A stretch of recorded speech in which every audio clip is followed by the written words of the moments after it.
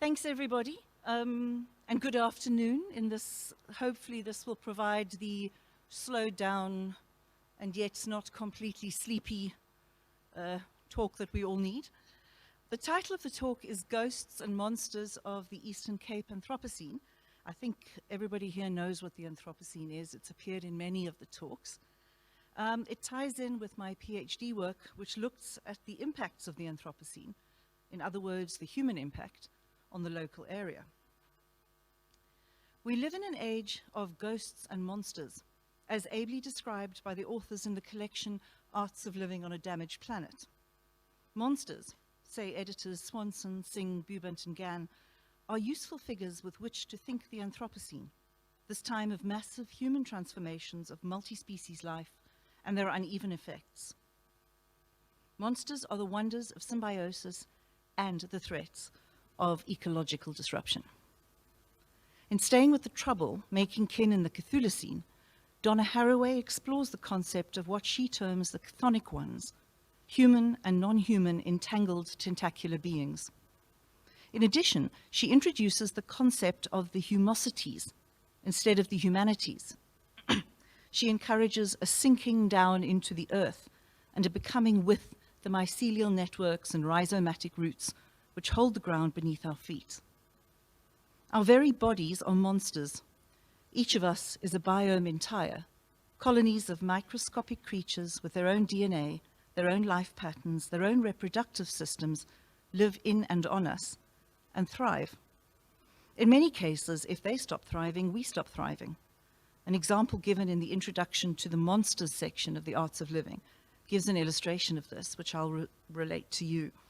In a former plutonium manufacturing district in Russia, residents were complaining of chronic pain, autoimmune disorders, and digestive and circulatory complaints. Yet doctors could find no clear link with exposure to radioactivity. No cancers traditionally associated with exposure to radiation were found. Microbiologist Margaret McFarlane Guy, however, recognized the symptoms as being typical of her work with microbes, particularly in association with mutations in intestinal bacteria. And so it proved to be. The levels of radioactivity were insufficient to trigger cell mutation in human bodies, but had a deeply negative effect on bacteria. And as the mutations in the intestinal bacteria increased, so the humans suffered. Swanson, Singh, Bubent and Gann state in relation to this example, suffering from the ills of another species. This is the condition of the Anthropocene for humans and non-humans alike. So that's monsters. What about ghosts? The editors again state, the winds of the Anthropocene carry ghosts, the vestiges and signs of past ways of life still charged in the present. Our era of human destruction has trained our eyes only on the immediate promises of power and profits. How can we get back to the pasts we need to see the present more clearly? We call this return to multiple pasts, human and non-human, ghosts. My PhD research is at that amorphous stage where I'm falling down rabbit holes like Alice, or perhaps a much better analogy would be that I am sinking into stories, into the entangled rhizomatic humosities described by Haraway, following the path of the carrier bag story collector outlined by Le Guin. One constant remains, though. I am focused on the here, namely Mukunda and its surrounds in the now called Eastern Cape of South Africa. And so when I went looking for the impacts of the Anthropocene here, it became apparent that the most significant was not climate change or pollution by plastics or ocean acidification or the extraction and exploitation of natural resources. These, in fact, were symptoms of the biggest anthropocentric impact on the area, that of colonialism and its descendant, capitalism. I'm using this space today to present a brief tour of the surroundings of Mukunda, trying to slip over my eyes the lenses of monsters and ghosts. I'll start with monsters. Mukunda is infamous as a failed municipality, perhaps nowhere so strikingly illustrated as in its water issues. The water of Mukunda carries monsters.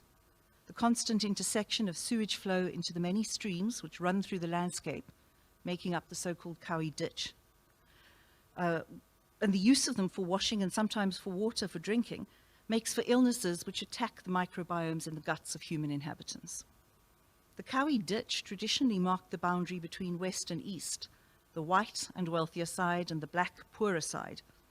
These categories have blurred, hence the air quotes, but they still hold roughly true. Grocot's Mail carries regular stories about free-flowing sewage on the eastern slopes of the town into the ditch where children play.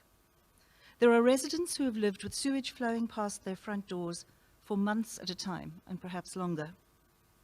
The supply of municipal water, which often sporadically comes out of the taps in the town, has been known to carry a high concentration of E. coli, a bacterium found in feces in humans and animals. The microbiomes in the human gut include various types or strains of E. coli, most of which live and grow harmlessly in the gastrointestinal tract. Many of us host a population of E. coli that aids digestion and protects us from other harmful microbes. However, the strains which appear periodically in the municipal water are not friendly. Increasing population numbers in the town, decreasing spend on municipal infrastructure, and years of mismanagement and, yes, corruption have resulted in a situation where those that can buy their drinking water, others queue for hours at the Mtonjeni Fairview Spring, and still others take the risk of drinking water from the taps or the many tributary streams, the Blaukrans and Kawi rivers flowing over the hills. This is a monster which cannot be explored via imagining, and exploring it experientially is a deeply unpleasant experience. Yet, perhaps this monster has some semblance of symbiosis. It appears that those who are exposed for a long period of time do develop some degree of immunity to the E. coli. We become monsters, or rather, a little more monstrous than we were before. The second monster of the Anthropocene I wish to explore is a clear example of ecological destruction. It is not alive in the way that bacteria is, but it is ubiquitous. Plastic, which fits Timothy Morton's definition of a hyperobject, is everywhere in our 21st century lives. A hyperobject is described as an object so massively distributed in time and space as to transcend localization. We can use our imaginations to explore the entangled, tentacular monstrosity which is plastic. Let's take our minds firstly to the Mtonjeni Fairview Spring, where the sounds are familiar ones. Chatting people, the sound of running water hitting the slate below the pipe from which the captured spring flows, or more likely, the sound is of water hitting the bottom of a plastic container held underneath it. Another familiar sound, the echoing bong of a handful of 5-liter plastic water containers bouncing against each other as someone makes their way down the slight slope to join the queue. The wind blows hard here at the intersection of the N2 and the road to Port Alfred. Those foolish enough to put down their empty plastic bottles, bags, and assorted detritus can find themselves chasing after them as the wind plays tricks and lifts bottles, shopping bags, crisp packets, cling film into the air. In fact, the fence just below the spring is cluttered with plastic which no one bothered to retrieve. An invention of the 20th century, plastic has become so omnipresent that it is sometimes hard to distinguish among the grasses, scrubby bushes, and weathered rocks and pebbles. To our 21st century eyes, it appears to be a constant. And while it is probably more ephemeral than the rocks, for example, the residue of the remains of plastic will outlast all the people in the queue. The sun will work its bright chemistry, the plastic will photodegrade into smaller and smaller pieces, and these will sink into the ground as microplastics, releasing toxic chemicals such as BPA and PS oligoma. Who knows how one pronounces that? Sounds horrible either way. Let your thoughts sink into the earth with me. Those molecules of plastic are toxic invaders in a space which has provided the food for humans and non-humans for thousands of years. Staying with the plastic monster, I'm going to shift you right across town. On many days, particularly in the winter months, there will be a strong smell of fire in the air around Makanda. It smells plasticky and dirty, which leads people in the town to assume that it's either the dump burning again, or that possibly ShopRite has set fire to the rubbish in its skips again. Either way, it's unpleasant and acrid and sets our noses and eyes to burning and running as the plastic is broken down to molecular form and shot into the air that we breathe. Earth and air, both touched and polluted by plastic. Almost every day I drive out past the dump to take the dogs for a walk. And on windy days particularly, the impact of plastic is clearly visible. Around the impact crater of the dump itself are thousands of pieces of plastic, mostly shopping packets, but many bread packets and other plastic and polymer detritus from packaging. The rubbish has been caught by the wire fence surrounding the dump. Some has escaped, only to be caught by the thorn trees on the side of the road and beyond. It looks like nothing so much as a ragged crowd, waiting patiently for the band to come on stage in the amphitheatre below. No need for human attendance. We are well represented, shamefully so, in the many coloured and tentacled and hanging, dangling pieces of plastic festooning the bush. Moving away from monsters and towards ghosts. The ghosts of colonialism are everywhere in this town. Human and non-human, visible and invisible, tangible and intangible. Our visible ghosts are often in the form of infrastructure, a large subset of which is British military buildings. In one small area at the top of High Street, 3 military prisons cluster, one of them the building which was used to draw up the layout of the town. 2 out of the 3 are currently coffee shops, and the third is a space for yoga and Pilates. The Provost, a panopticon-designed prison, is probably the easiest space in which to access ghosts of the past. The prison was built in a hurry in 1838 to house 20 abattoir prisoners, thank you, Toyanda, members of the Cape Corps from Fort Peddie who had mutinied. The main feature of a panopticon jail is the tower, from which prisoners can be watched at all times. The tiny cells, 2 meters by 3 meters, with their low ceilings, are pitch dark when the doors are shut. Imagine the horror of being closed up in such a small space when you are used to the open veldt. Imagine the terror of being watched from the tower above on the occasions you're permitted into the courtside to exercise. The panopticon structure is a physical representation of colonial reach and power. The 20 abattoir prisoners were executed on the parade ground, which now lies under the main university admin building and the Drosty lawns. Have a coffee in the cells by all means, but do not forget to listen for the ghosts who came before. Ghosts of the Anthropocene are not all human and not all alive by the usual definition of alive. As you travel around central Mukunda, look for the ghosts of the many streams of the Blowkrans, which have, on the western side, been generally ghosted, canalized, concreted over, or redirected into tunnels. While the open-air streams on the eastern side are generally polluted and problematic, those on the west are largely invisible. When you do find a stretch of uncanalized, unconcreted water, such as that in the Botanical Gardens, stand still if you have a moment, close your eyes and try to access more human ghosts. Picture the shock and despair of the army of Mukunda, many of whom ended up hiding and dying in pools of these tributaries, their firearm wounds stuffed with grass in a desperate attempt to survive the Battle of Xhegwana in 1819. The water, it is said, ran red with their blood. Names can be ghosts too. There is still contestation ongoing over the name of the town, with the old name used more often than not.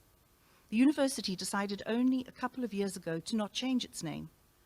Grahamstown and Rhodes University are both named after particularly vicious colonials, namely Colonel John Graham and Cecil John Rhodes. These ghosts are closer to poltergeists. Their pernicious, malicious influence still felt in the spaces of the university and town. Described by students during the 2015 and 2016 protests as unwelcoming and oppressive, and still seen in the structural and systemic frameworks which operate in governance and social justice issues. While intensive work is underway to decolonize the curricula, the capacity for decolonizing the university while it bears the name of Rhodes must surely feel like draining emotional labor, as if the destructive spirit of the man lives on over 100 years after his death. Many ghosts of the Anthropocene are non-human.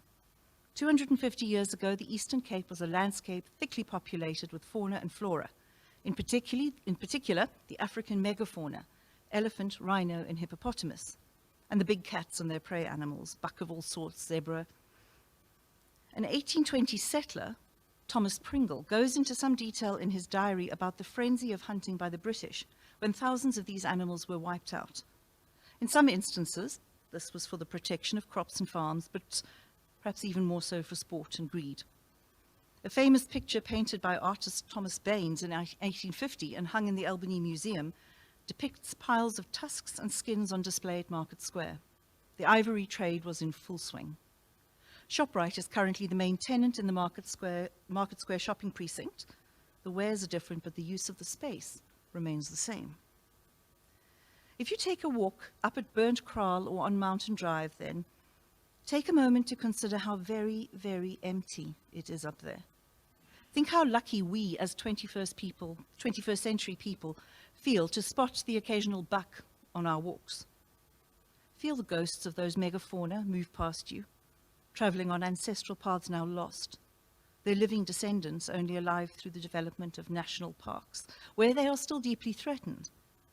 The rhinos fast-tracked to extinction, for the illegal and yet flourishing rhino horn trade, is a current and despairing impact of the capitalist Anthropocene. Bird and smaller animal populations are dropping due to climate change, among other anthropocenic impacts. Ocean creatures are deeply threatened by ocean acidification, plastic pollution, and global heating, not to mention shell, which, as we know the story behind that, and there isn't time to go into it now. From the very start of the Anthropocene, which is debated but often placed as being synonymous with the Industrial Revolution in Europe, it has been driven by the owners of the means of production, whose aim in a system of global capitalism is largely to provide value for shareholders, as opposed to promoting the welfare of the human and non-human inhabitants of Earth. This is why Donna Haraway speaks of renaming the Anthropocene, suggesting instead the Capitalocene in her seminal work, Staying with the Trouble, Finding Kin in the Cthulhucene. I haven't touched on the erasures wrought by colonialism, the loss of languages, heritage, and cultural traditions, including music, dance, and art. Many others have spoken about those, and I have been here hugely heartened to hear about the projects which are preserving, recovering, and growing these vitally important pieces of the story of this land. I hope I have managed in some small way to convey the impact of colonialism, which with its emphasis on exploitation of human and natural resources can be seen, I believe, as the biggest impact of the Anthropocene in Makhanda and the Eastern Cape, in both its history and its current day. Thank you.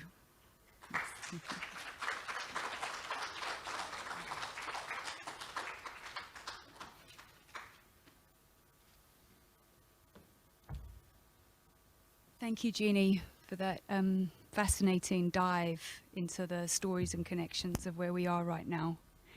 I would have great pleasure to introduce Sithembele Xhegwana, a poet, a novelist, and a traditional healer who will take us even deeper into these connections and stories as they relate to this land.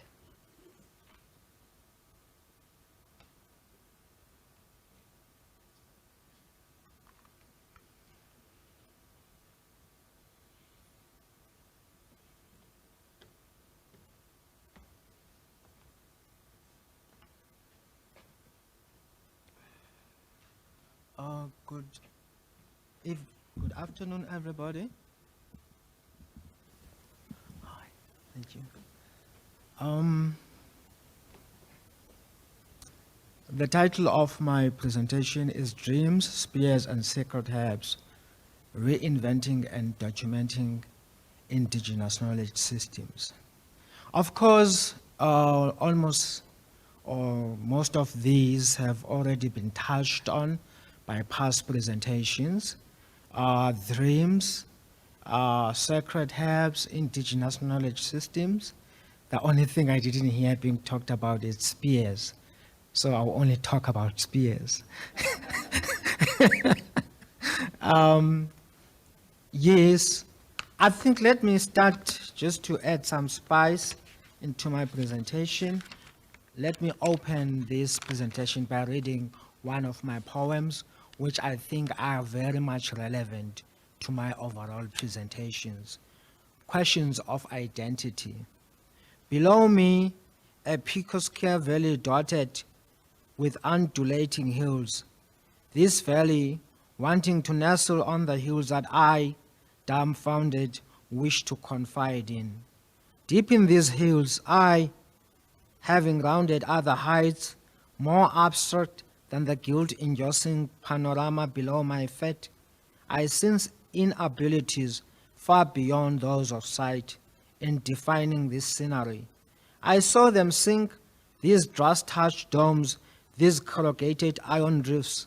Upon the swift impact of this view, I seemed to trudge an even higher peak. Alone shivering, I struggled to locate any pathfinders. Having confided all in the secrecy of these desolate hills, trusting that no one would ever hear my dark secrets, I walked down to face more of my humiliation. In this place that only a higher force knows why I've decided to call home. No matter how sharp the contradiction that this vulnerability confronts me with, it is now and only now that I absorb with an even sharper perception that what has been, has been. The past almost shuts out in the present, and even more that perhaps my presence here is for other things other than those that seem to lodge their claims. I think it's most obvious that the poems tries to explore the poet's alienation from former landscapes, from former people that he knew. He's been out there, he's been exposed to other things, and now he's just lost. Can't identify with anything. Okay, this is an autobiographical, I'm gonna use an autobiographical approach, and I've tried to use the three legs that inform the epistemology of this conference: literature, heritage, and ecology, in guiding me so that it's easy to go out of the tangent when you are using yourself as a subject. I will not attempt to offer any explanation of the above-mentioned concept in relation to my life. Rather, a journey will be taken from the corpus of my literal works and the two remaining themes of heritage and ecology. This has been made through the lens of two concepts: home and exile, mostly self-imposed exile, as I think has been revealed by the poem I've just read. I've used some very successful writers in Africa just to explain the concept of home and exile. The successful African writers all dealt with estrangement, exile, and homecoming from different approaches. Of course, I'm not going into detail with their work. I'm just picking out the concept of home and exile from them. Wallace, the first African to receive a Nobel Prize in Literature, dealt with this tree phenomenon in his memo, "You Must Set Forth at Dawn." As a committed social activity in his country of birth, Nigeria, he had to deal with a death sentence in absentia from one of the military rulers there. So his kind of exile was both geographical and aesthetical. Chinua Achebe, also a Nigerian, in his trilogy, Things Fall Apart, No Longer at Ease, and The Arrow of God, expresses the negative influences of the English colonial missionary project in Africa. He does not only do that, of course, he also condemns the African, whatever, the African governments that followed after the military, after the colonial project. Not only that, he also was a pathfinder for an aesthetic informed by African myths and folk tales. Ngugi wa Thiong'o summarizes the above content in his collection of essays and lectures, Homecoming. His many journeys involved rebelling against missionary Christianity, under which he was raised and educated, abandonment of the English language, in his later writing, and also the actual exile from his home country due to persecution. Albert Camus, an Algerian who is also another Nobel laureate, captures this new sense of thought in the book that came in two different titles, The Stranger and The Outsider. About the above-mentioned author, one source states, his writings, which addressed themselves mainly to the isolation of man in an alien inner universe, the estrangement of the individual for himself, the problem of evil, and the pressing finality of death, actually reflected the alienation and disillusionment of the post-war intellectual. Why did I go through all this before I go to my actual presentation? As a young Xhosa man who grew up in the valleys or in the villages of the Eastern Cape, at a certain point I had to leave. Firstly, attracted to missional Christianity, I abandoned I thought I could abandon my former background and my former culture and my former heritage, and walk that path of being a Christian. Born again Christian. I'm not saying that was wrong, and I'm still a Christian even now, but there's still a lot that went wrong while I was on that journey, and everything was around that until at a certain point I came back and embraced who I was, and because it could not change, you know. So I did not understand what I was doing. You see, this book, this is where I imagined who I was. It was published back about 18 or 19 years ago, and I was writing this book not knowing who I was, but when I look at it now, it was like a prophetic account of what was in store for me, because what I was writing here was I was trying actually to grapple with my heritage, who I was and who I will always be. I was writing about these struggles of being lost, of being in exile and all that stuff. I was writing about all these processes of being, how someone gets called to be a sangoma. I was writing about how people get, changed. They get stolen by mysterious forces of the river, and they go the river journey, and they become half human, half spirit, and that's a reality. So I was writing about these strange things, and then many years down the line, I embraced who I was, and yeah. So I will not go into detail with what is here. I'll just come straight here. It was after many years that I embraced my calling as a sangoma around 2007.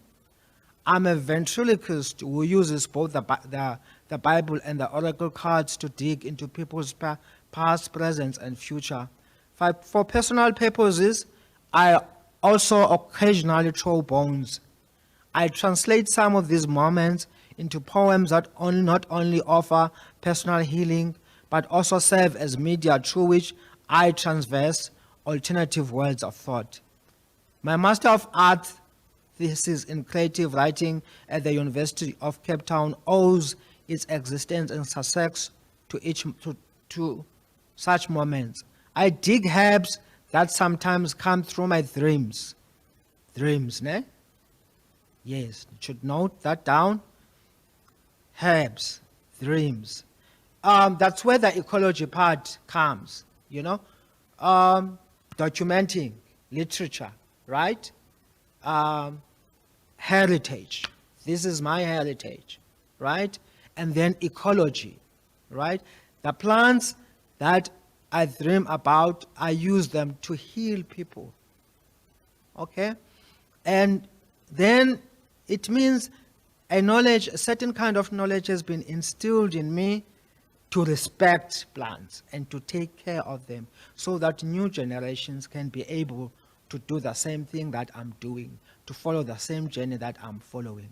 And I use the media of the mountain, the forest, the cave, the river, and the ocean. The vibration of certain crystals complements some of my healing activities. Everything in nature is essential in my being. However, another moment would push my Rolling Stone life towards another direction. I started having dreams. I started having dreams about spears and sacred herbs. One aspect of this is presiding over family traditional functions through assisting with the bellowing of the heifer or bull of sacrifice. Around 2010, I performed my first of these kind of functions within the blessings of the patrilineal Gabane clan. Another aspect is presiding over traditional male initiation functions as a traditional surgeon. Okay, that is not yet resolved due to certain issues. What is clear from the above narrative is a relationship between the three aspects covered by the conference: literature, heritage, and ecology. Do I still have time?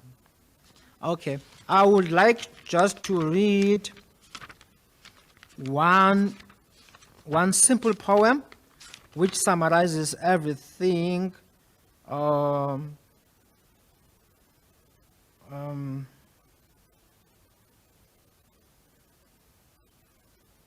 Nopasi's Lament, page 16. Sorry for that. If we were in church, I would say just sing a song while I'm going through the Bible. Is it 26 or what?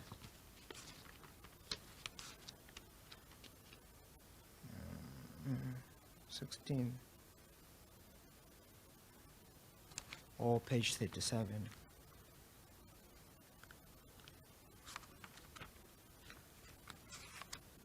All right.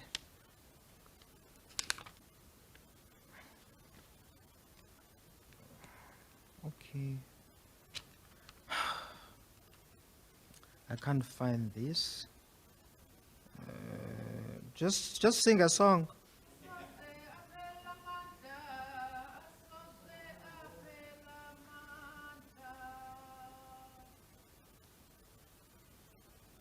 Mainstay, naming your loss. Rites of passage, here is it, page 65. Okay, sorry about that. Rites of passage, why should you always leave us unannounced? By the river's bank, we could not see the stone sinking, the fort from where you spoke with the spirit. Only the brim of your hair sailed above the river's surface. Shining, the spirit world fused with the waters would not deliver you. And now, the timeless drums wish to lure you back. Even the pigeons flocking above the acacias, they plead, relinquish yourself from the river people. The Virgil dance, Inhlombe, seems to be the only meeting ground. The offerings we've brought, the transition songs we murmur as you fluently sing, all met into the seamless tune of your doom, half human, half spirit. Upon your return, we do not wish to see you divine the end of our courses in life and perhaps foretell a new beginning along shores foreign to our memory. We are much happy to be who we are, and the tides that bellow encroach our closures in such a merciless mode. This is a complaint guys, not a complaint or a reflection of someone's journey through the unseen world. And he comes back there being transformed, right? Hence I was asking that question, you know? Magical realism is a reality in the African context. This being comes back being transformed, and he's half human, half spirit, but he's still a human being, you know? And he comes back and, you know, and do wonders, tell people about their past, their future, and their present. But the speaker says here, we don't want to see you divining our end in life. Thank you.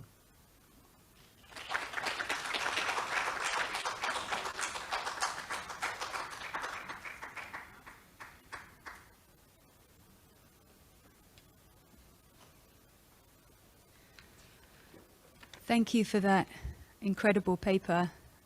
Both of you have woven such a tapestry of invitations to enter into the present from many different vantage points across time and space.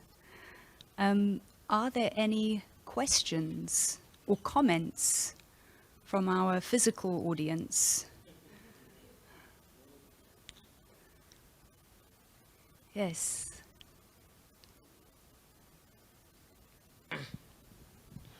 Mine would not be a question, but then a comment that I think Grahamstown needs, Makanda, sorry, Makanda.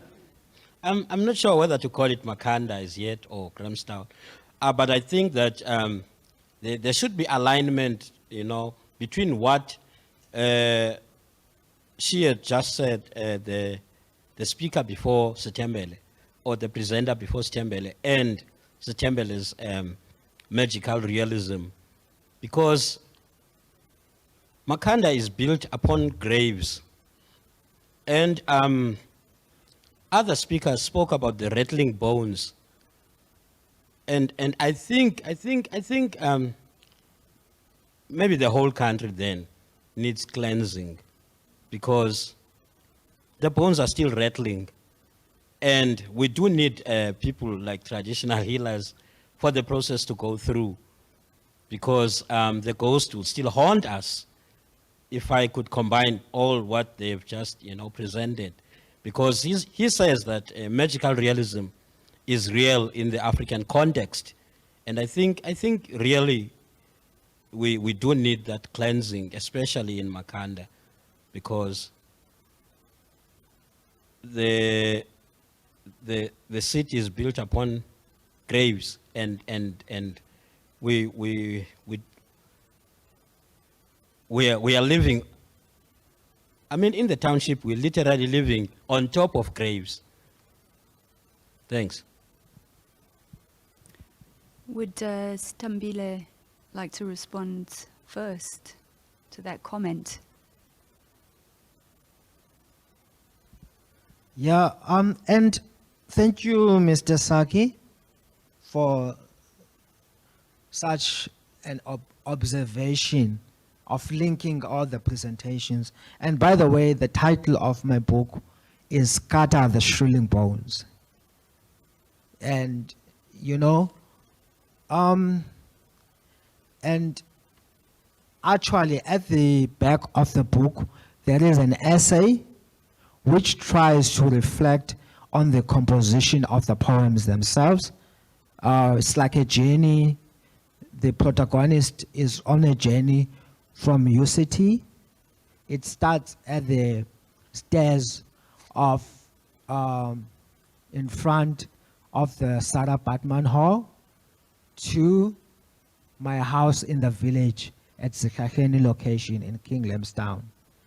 And along the way, the speaker comments, he is just this crazy guy who talks the whole night in this essay.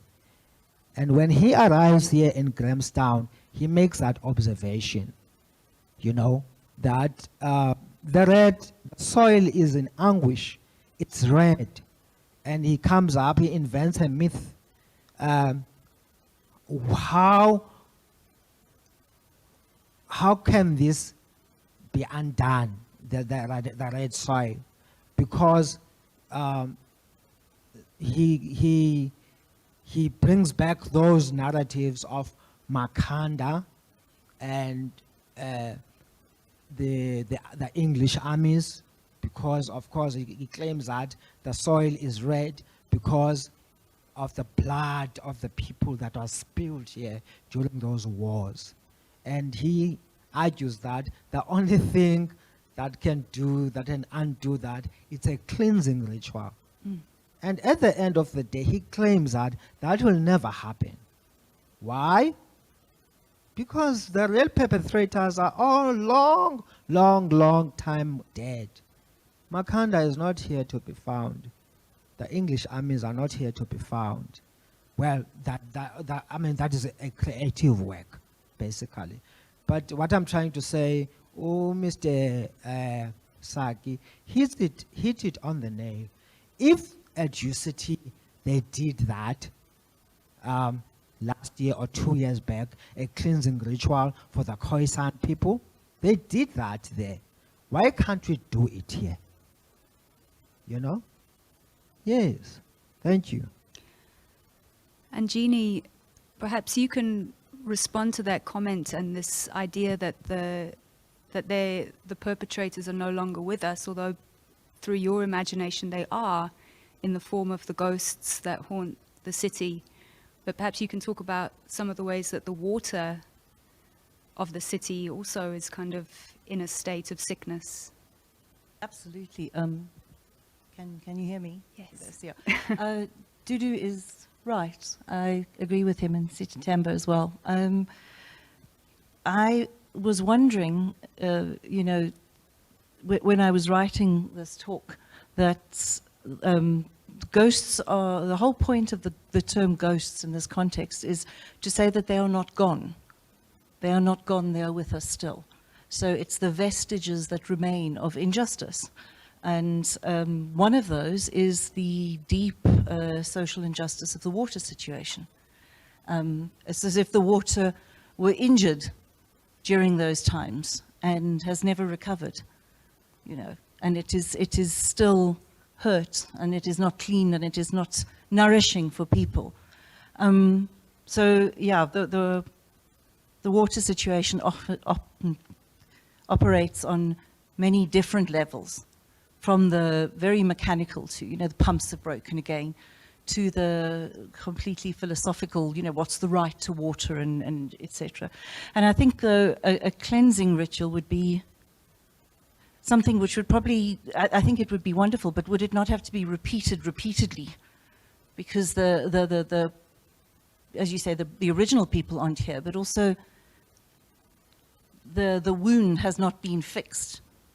The wound has not been fixed. The water is not running the way it should.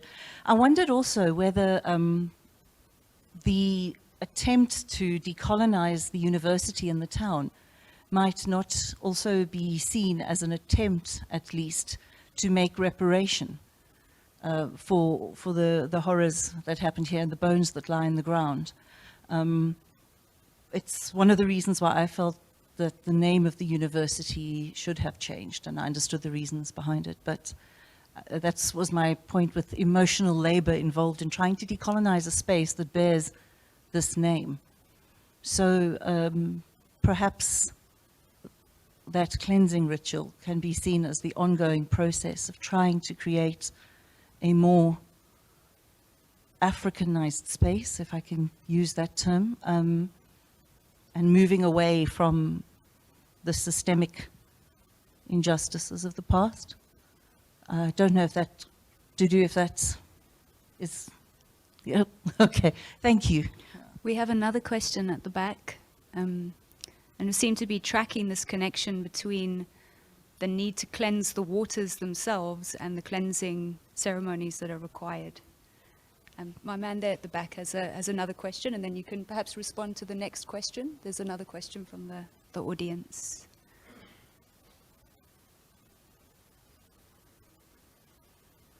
Hi, good afternoon.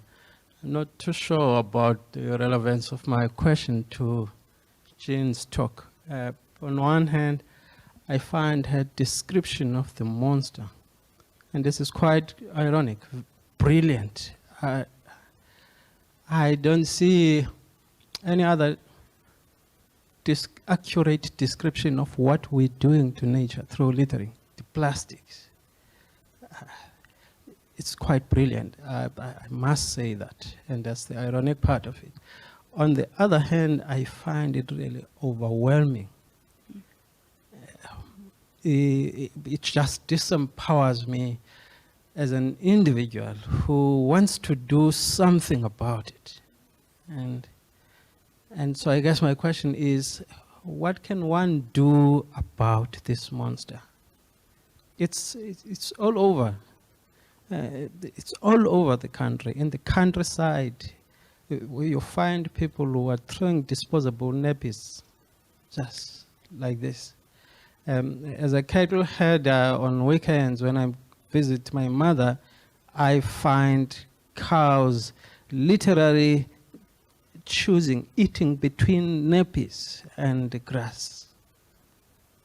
So that's one part. And the other thing, which I really thank you for mentioning, is the paintings by Thomas Baines, and there are others. And I remember a few years back, Albany Museum had this display of the landscapes, which are beautiful paintings. What can institutions like that, Albany Museum, do about the problems that we're confronting now, this monster of littering? The water problem is historical in Makanda, in Xhegwana, which is the name that I prefer. Again, at Albany Museum, I came across a master's dissertation coming from 1917 of a student who was talking about the water crisis that they had then, and the water rationing. And of course, the western side would get, of the city, citizens, they will get each 10 gallons of water a day, and on the other side, 1 liter or something like that. So it's quite historical like that, and this is more than 100 years ago. So I don't know how you're going to resolve this water problem. Yeah, thank you.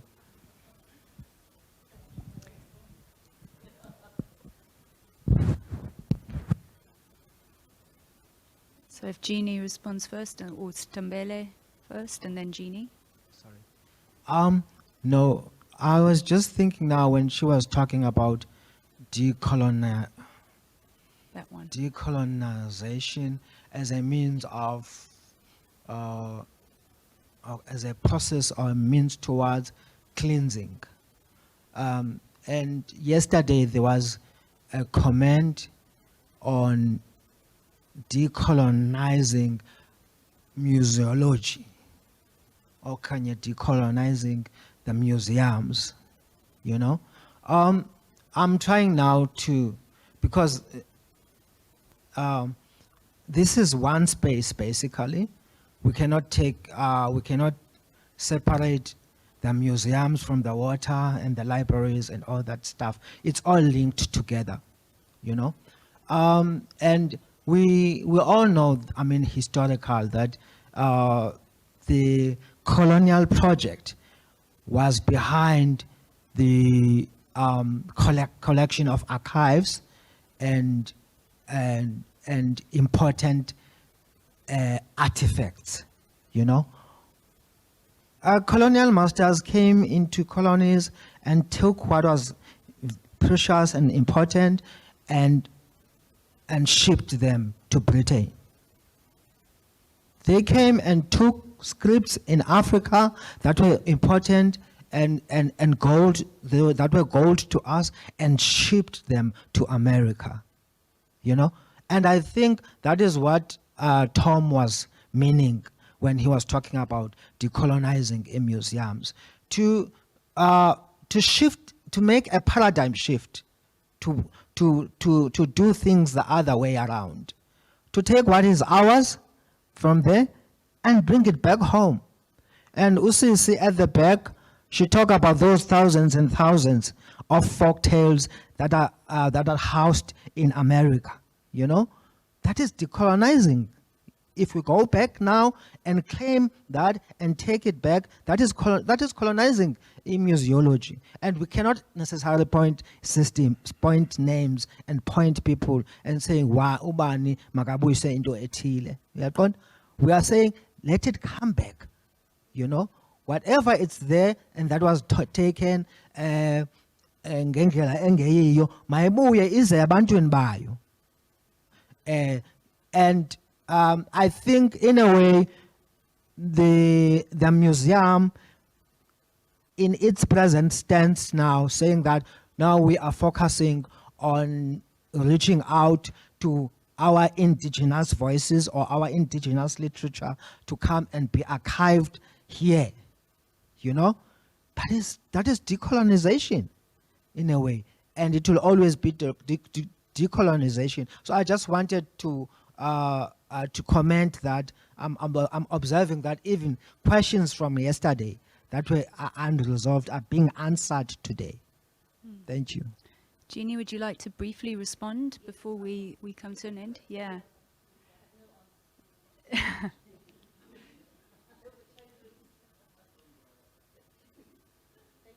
In response, though, to your question about what you can do and what we can do, there is he's a British writer called Robert McFarlane, who talks about the concept of the Anthropocene and the concept of deep time, and us standing literally on this little knife edge, looking back and looking forward. And he says it can be a very disempowering place to be because it feels like you can do nothing. But he says, no, we can't think like that. We have to think what we can do here in the space that we're in.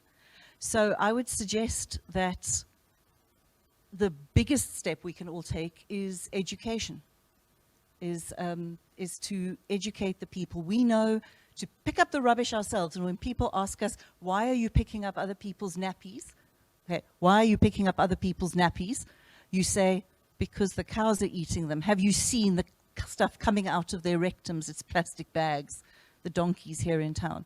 And the museums can do the same. And I think they are doing the same, as you were saying. They're setting up programs, they're setting up events where children are coming in and they're learning. So it's a slow process, and I don't know if there's going to be enough done in time to make a difference. But at least if we do what we can here, when we die, we might have some peace in thinking that we did what we could. It's a slightly sad answer, but it's all I have. Thank you. So thank you to you both for offering us a glimpse of how we might remember older ways of relating to land and water, and also remember the recent stories of our past, and let those things come together as we reimagine and figure out what we're doing right now. Thank you all, and check you on the other side.